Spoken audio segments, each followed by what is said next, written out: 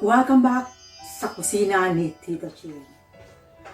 Kung bago ka lang dito sa channel ko, please hit the subscribe button and smash that notification bell para lagi po kayong updated sa mga videos na i-upload ko. Luto tayo ngayon ng pang-merienda. So what we're gonna cook today is gagawa tayo ng baked macaroni Filipino style. Okay, so ang una po nating gagawin ay ang ating sauce, cheese sauce. So ito ang ingredients ng ating cheese sauce. Okay, I will be using a Parmesan cheese dahil wala naman tayo dito quick melt na, yung Filipino na cheese. So yan, Parmesan cheese. Gagamit ako ng milk, butter, and flour. Ayan. So, yan po ang ating para sa sauce. So, ang atin naman para sa ating macaroni itself ay ito na sila. Right, so, ang ating pasta ay wala tayong elbow macaroni. So, pwede na itong spirally. Similar. At wala akong spaghetti sauce na Filipino style. So, ang gagamitin ko ay ang Bolognese na sauce.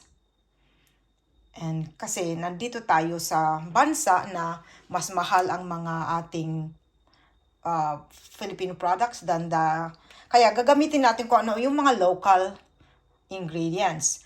So, hotdog, ito ang aking gagamitin. So, andyan din yung ating red bell pepper, salt and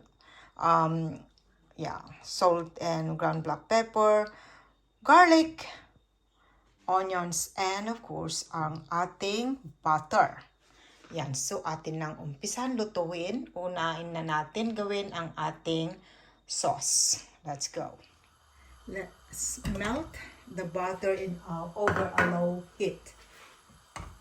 Yan.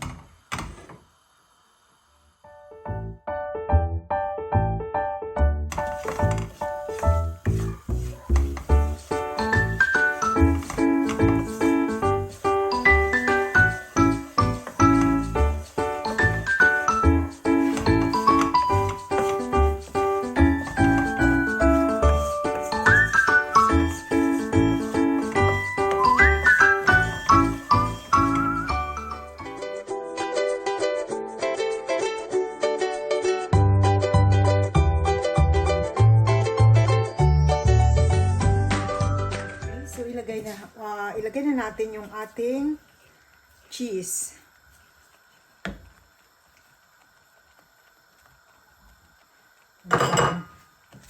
Mix it natin hanggang wala ng lump. Hanggang magiging smooth na ang ating sauce.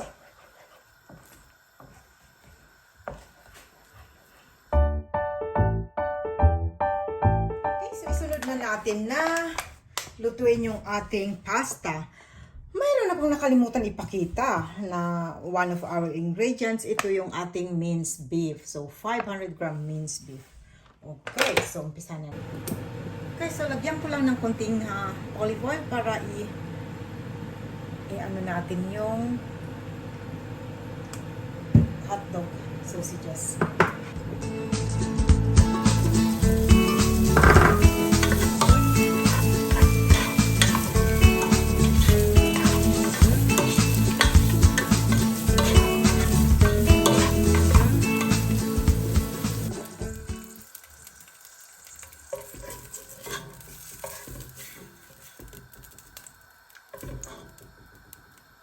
Okay.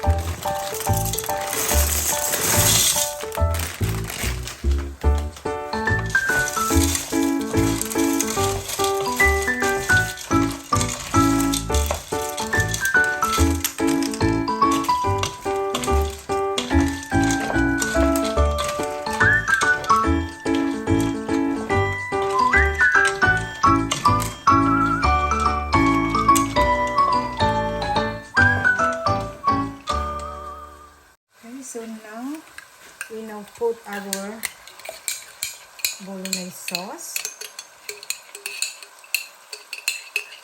I use 2 bottles.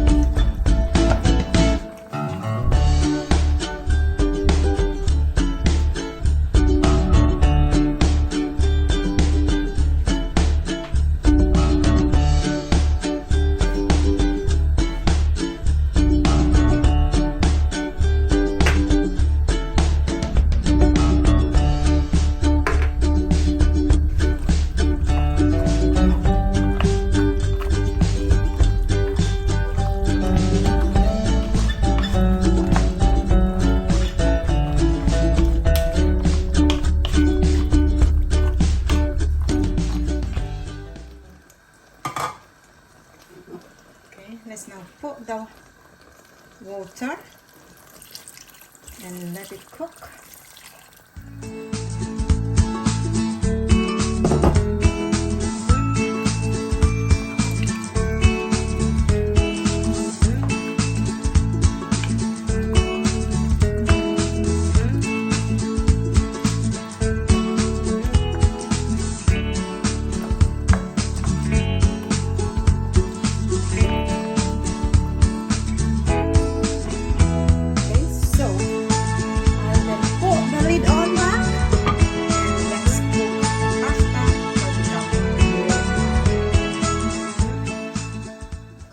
Check kung luto na ba. Wow! Luto na po ako. Yan, malapit na.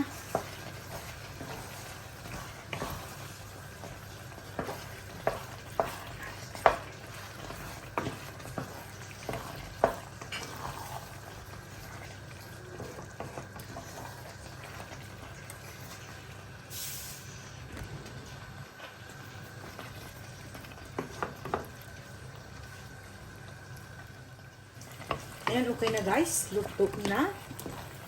Hindi ko masyadong lutong-luto kasi i-bake pa natin. So, i-transfer na natin sa baking dish. Okay, so may nakalimutan pala ko ilagay yung ating hotdog. So, ilagay na natin.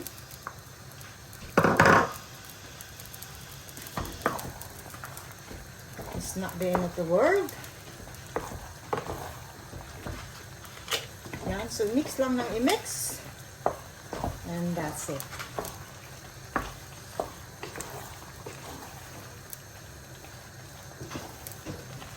Yan, nakahabol.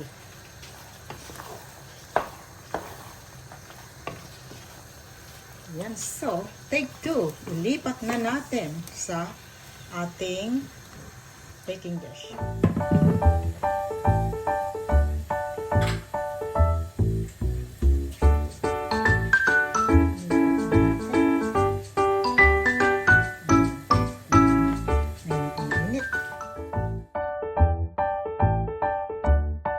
Lagyan na natin ng cheese sauce on top.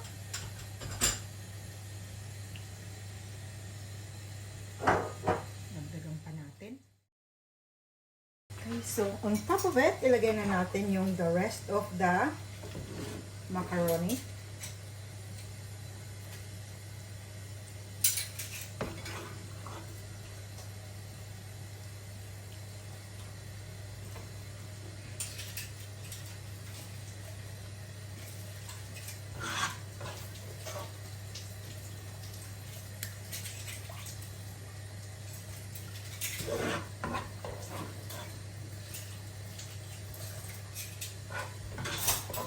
Okay, so yung ating list of ingredients guys ay ilalagay ko at the end of this video. Ayan.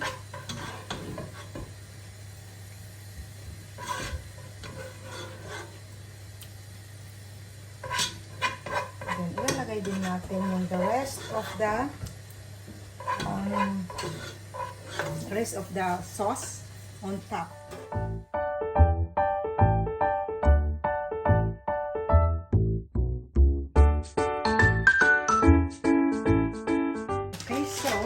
Is sprinkle lang natin ng another Parmesan cheese on top.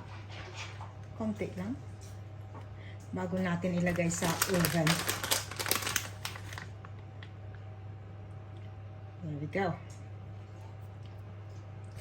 So, ating ilagay sa oven ng about 15 minutes, 180 degrees Celsius. Okay. Na-preheat na siya kanina pa. So, lagay natin sa middle.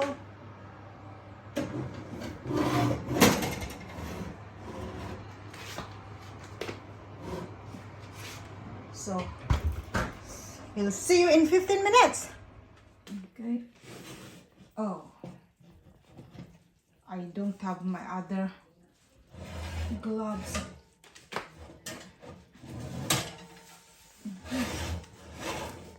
Oh. Okay, hold on.